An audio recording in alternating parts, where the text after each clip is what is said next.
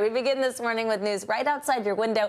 If you're on the East Coast like we are, another major winter storm, this one impacting millions. The system dropped several inches of snow as far south as Georgia and South Carolina. Blizzard-like conditions in some areas caused dangerous conditions for drivers yesterday. This was the scene overnight just north of New York City as the weather created treacherous road conditions for drivers there. Storms also brought freezing rain and heavy winds to the southeast, creating icy conditions there. Frozen power lines are leaving thousands in the dark this morning. The weather is also taking a toll on air travel. Yesterday, more than 3,000 flights were canceled. This morning, already more than 1,200 as the storm makes its way up the East Coast. Yeah, I knew it was coming, but, I had to get in touch with my folks and whatnot. And, try to, hope for the best and see if, a better flight opened up while I was here, be on my way to Florida. But, unfortunately, didn't, plan out like that. It's just the way things go, I guess. We've got team coverage following all angles of the winter storm. NBC News meteorologist Michelle Grossman is tracking where the snow is heading next. NBC News correspondent Kathy Park is in Charlotte with the latest on the aftermath from the storm. But let's begin in Gaithersburg, Maryland. That's just outside of Washington, D.C. And WRC reporter Juliana Valencia. Juliana, good morning. Tell us, what are the conditions like where you are this morning? Hey there, good morning, Joe and Savannah. Good to be with you guys again. Yeah, Gaithersburg, it's about 40 minutes. Many people who work in D.C., they live out here, and we've had a mix of conditions this morning. I'll tell you, about 5:15, we got a fresh layer of light, fluffy snow that was coming down. It added to what was left from last night. About 5:30 p.m., it started hitting really hard, but the roads, if you take a look out here, they were pre-treated, so even maybe about 30 minutes ago, there was a thin layer of snow. That's gone. People are just dealing with those wet conditions. And the big thing for later this morning, guys, it's going to be the wind. It is going to feel cold out here later today. But right now we have a bit of a reprieve.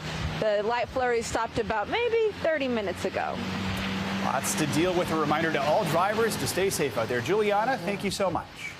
Now, while millions in the Northeast feel the effects of the storm this morning down south, they're waking up with no power after the winter weather pummeled the region with heavy winds and freezing rain. NBC News correspondent Kathy Park is with us, as you just saw, from Charlotte, North Carolina. Hi, Kathy. Good morning.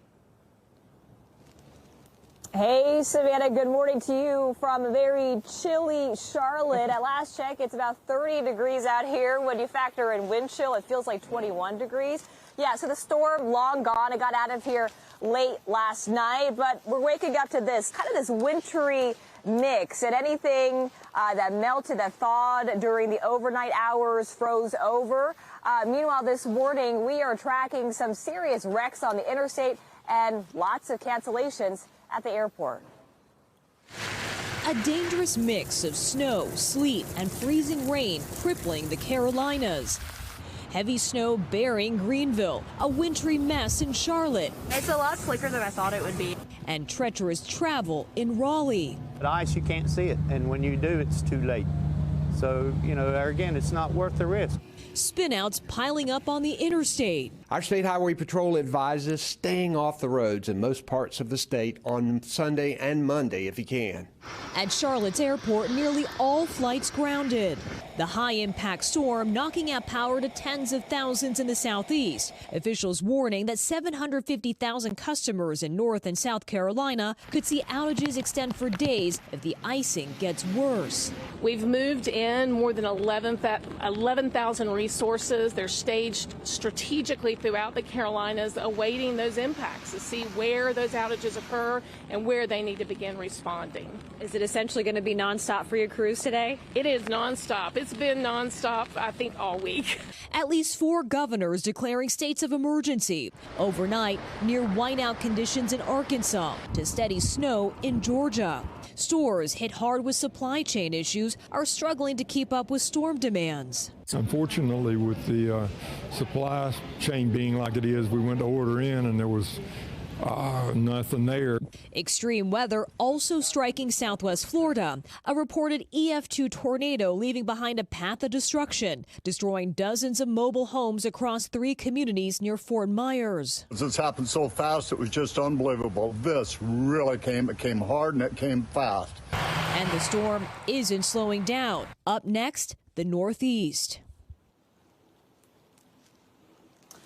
And Duke Energy, the major power company here in the Carolinas, reported that at the peak of this winter storm, they were tracking close to 100,000 power outages. This morning, that number is down to 45,000. And with more than 11,000 workers on deck, they actually hope to have most of the power restored by today. Savannah? All right, Kathy Park, thank you so much. All that sets us up for a check on your morning news now. Weather. NBC meteorologist Michelle Grossman joins us as we continue to track this major storm. Hey, Michelle, good to see you. Good morning. Good to see you guys. Yeah, we've been tracking this storm since last Thursday. We tracked it all weekend long, and we continue to track it today. And we will track it till tomorrow morning before it finally makes its way into Canada. So it brought all types of weather, heavy snow, heavy rain, even severe weather in Florida yesterday. Did you see some of these images where we saw those strong winds move on shore? It was on the west coast of Florida. It started out as waterspouts, and then these storms moved on shore, just knocking over structures. There was an RV park where a lot of houses were damaged, over 20 houses, and we have 4 confirmed tornadoes in Florida. We're going to have survey teams out today looking for more, but it was a wild weather day yesterday in Florida. Today we are looking at the cold side of the storm, so winter weather alerts all up and down the coast in terms of New England down to the Carolinas still. As Kathy mentioned, it is cold in Charlotte, and we're looking at those frozen grounds there. But it's to the north where we're looking at some heavy rain. So 51 million people impacted. Where you see that pink, that's your winter storm warning. This is what it looks like on radar. You can see the blue, that's your snow. The darker blue is your heavy snow. So some spots could see almost 2 feet of snow along the Great Lakes. So some spots seeing quite a bit of snow, while others were seeing quite a bit of rain. And we're seeing heavy rain. I think the biggest problems this morning will be the winds. We're going to see gusty winds and persistent winds. So we could see some power outages in the Northeast, along with that heavy rain. That could lead to coastal flooding. So as we go throughout time here, we're going to see that area of low pressure move to the north and east, 65-mile-per-hour winds with that likely coastal flooding. I'll show you that map in just a minute. And then finally, it's going to pull out of here later on tonight and affect Canada by early tomorrow morning. So we still have some time to get through here, too. In terms of your snowfall forecast, again, localized amounts over a foot of snow. Where you see the pink, that's your heaviest amount of snow. So Rochester down to Buffalo, along the Appalachians once ago, again, the central Appalachians. And then parts of New England could see some heavy snow as well. Winds, that's going to be the problem today. We're going to see some power outages in the Northeast as well as the Carolinas, like Kathy had mentioned. Winds gusting up to 65 miles per hour. A high wind warning where you see the purple along the coast along Maine, also the coast of Massachusetts, into Rhode Island, and the coast of, I couldn't even think of the state, Connecticut, that's it. Power outages here where you see the yellow, that's your isolated, and then we're seeing some scattered along the New England coast. But again, that's going to be a problem as we go throughout today. Now, this is a big one over the next several hours. 21 million people impacted where we could see some coastal flooding. It's a combination of the winds that I just talked about, in addition to the full moon and also high tides. So we're going to see 2 to 4 feet of inundation. And what that means, guys, is we're going to see that water is going to move over dry land. So if you are parked near waterways, if your house is near a waterway, you want to take heed of any warnings, move your car back, get to higher ground, because we're looking at pretty high levels when you talk about 4 feet. Yeah, wow. Good warning. Keep an eye on. Yeah, absolutely. Thanks, Michelle. We'll see you in a bit. Yeah. We're learning more about the gunman who held 4 people hostage at a Texas synagogue for 11 hours on Saturday. In the end, all 4 hostages were released safely. The hostage taker died after law enforcement moved in. The FBI has identified the suspect as Malik Faisal Akram, a 44-year-old British citizen. He entered the U.S. legally at New York's JFK Airport around New Year's Day. The investigation into this case is now stretching across the globe. NBC News correspondent Sam Brock joins us from Colleyville, Texas, with the latest. Sam, good morning to you. So what are we learning about this suspect and his possible motives for all of this? Joe, good morning. Faisal Akram, we know, was 44 years old. He was a British citizen. He belonged to a mosque in Lancashire, England. And we are now learning more in the last 24 hours, Joe, from his brother. Sky News obtained a statement which described the fact that the brother believes he was suffering from some mental health issues. Did that play a role in what happened in this congregation behind me about a day and a half ago? That is not clear right now, but the brother also said he didn't believe that Akram was capable of taking human lives. Now, thankfully, those 4 hostages did leave safely, miraculously. The FBI is now commenting on possible motivations to your question, specifically as it pertains to Afia Siddiqui. Here's where this gets interesting. Let me read you specifically from the FBI statement overnight. They say, quote, during the negotiations with law enforcement, the hostage taker, Malik Faisal Akram, spoke repeatedly about a convicted terrorist who is serving an 86-year prison sentence in the United States on terrorism charges. This is a terrorism-related matter in which the Jewish community was targeted and is being investigated by the Joint Terrorism Task Force. The reason this is kind of a pivot, Joe, is because in the FBI's initial comments after this all happened, they said that the Jewish community really was not being targeted. It seemed to be singularly focused on Siddiqui, which is a prisoner. She is a prisoner who was convicted back in 2010 of trying to kill U.S. security personnel, and who also said that she blames Israel for her outcome after she was convicted. That's the sequencing of events. Then the president yesterday came out and commented on what's going on here in a bizarre set of circumstances. Here's what he said. Allegedly, I don't have all the facts, nor the Attorney General, but allegedly the assertion was he got the weapons on the street. He purchased them when he landed. And it turns out there apparently were no bombs that we know of. That, you know, he said that there were bombs he had as well. But he apparently he spent the first night in a homeless shelter. I don't have all the detail yet, so I'm reluctant to go into much more detail. But and allegedly he purchased it on the street. Joe, the comment about no bombs or explosives is notable as well, because so far the FBI hasn't provided details on that aspect of things, as well as, in addition to the fact that there's still a mystery hanging over what exactly happened to end this entire conflict. We know there was a breach of the synagogue, but was Mr. Akram armed? Were there explosives that were detonated? These remain open-ended questions, Joe. Sam, there are also developments overseas. British police say they've detained 2 teenagers who NBC has confirmed are Akram's sons. What can you tell us about that? Right, so they were detained yesterday for questioning. Now, that does not mean, Joe, that they were necessarily involved in what happened, but they were taken, and we also know that they were in contact with Akram during this entire ordeal, which also lines up, Joe, with what I was hearing from folks who had been watching what was unfolding on Zoom. They told me that their family members of Akram were trying to reach him during all of this. So the FBI's acknowledgement that there was communication and also that they're speaking with his sons does line up with that accounting. And Sam, none of the hostages was harmed in the attack, but in a statement, a rabbi who was among the hostages credited active shooter training they'd done in the past for their survival. So what do we know about what was happening inside the synagogue during the standoff, and do we know much about how it ended? This is pretty incredible. The Secure Community Network is a nonprofit group, Joe, that works with not just congregations and temples, synagogues, but churches and mosques throughout the country, hundreds of them, to figure out how to safeguard their facilities and also what to do in the event of an active shooter. They were here on August 22nd, only a couple of months ago, speaking with the rabbi and preparing the congregation for an event just like this. Now, was that material to what happened over the weekend? That's not clear. I did speak with a top national security advisor. He says that the rabbi had credited some of their training for helping during the process. I also spoke with a woman who lives right around this area who said that she believes the calming presence of Rabbi Charlie is likely what allowed this to end safely, because once they were trained for active shooters, but not for what's supposed to happen if they're held hostage. And somehow, over 10 and 11 hours, it ended peacefully.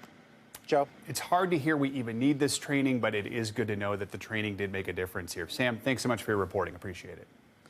Now, as Sam mentioned, during this 11-hour standoff, the gunman repeatedly demanded the release of Afia Siddiqui, a Pakistani woman serving an 86-year prison sentence for attempting to kill American soldiers. Let's bring in NBC News national security correspondent Ken Delaney with more on this. Hey, Ken, good morning. So who is this woman, and tell us, what is she convicted of doing?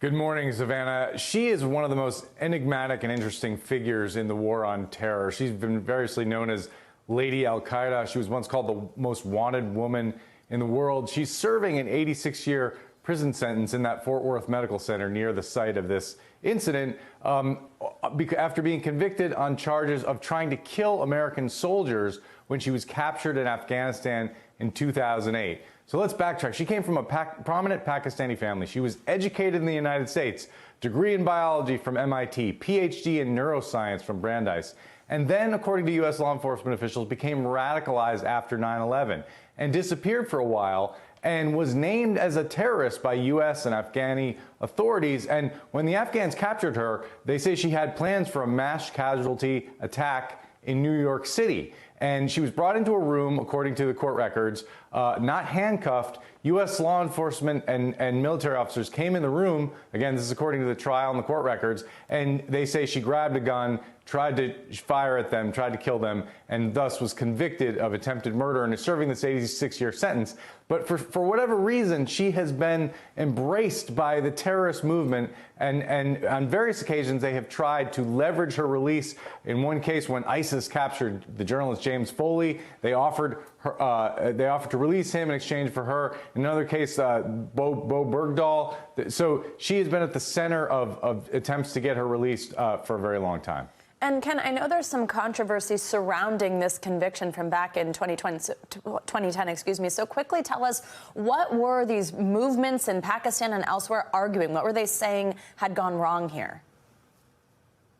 Yeah, and I should say, by the way, that her lawyer says that she had nothing to do with this incident and decries it. But yes, her conviction has long been protested in Pakistan, even by the Pakistani government. And you know, there was a protest as recently as October in New York City in front of the Pakistani consulate. The argument is that her conviction was unjust, that she may have been the subject of torture, that somehow the Americans acted improperly. Again, this case went through the federal courts. Those allegations were not deemed founded at the time, but for whatever reason, she's been, you know, the Pakistani government, the Pakistani people view her as a symbol of American overreach, Savannah. All right, Ken Delinian, thank you so much. Now to the latest on the pandemic. As Omicron cases sweep the country, the U.S. Surgeon General is warning we have not reached the peak yet. That's despite the high number of cases all across the country right now. The next few weeks could be very challenging in many parts of the country, especially those places where vaccination rates are lower. Joining us now, NBC News medical contributor Dr. Kavita Patel. So, Dr. Patel, let's talk about this. Still weeks to go, potentially, before this latest wave peaks in the U.S. So what can we expect in the next few weeks, and will hospitals be able to withstand this rising surge? Yeah, Joe, approximately half the hospitals in the country are at or near capacity. So this is not a good sign, as we have much of the country that still needs to get through their Omicron peak. It does follow previous patterns, Joe. So we do see Northeast, for example, impacted earliest, and then some of the coastal cities. But by and large, rural America, the Midwest, parts of the South, and even the Pacific Northwest have yet to see their peaks.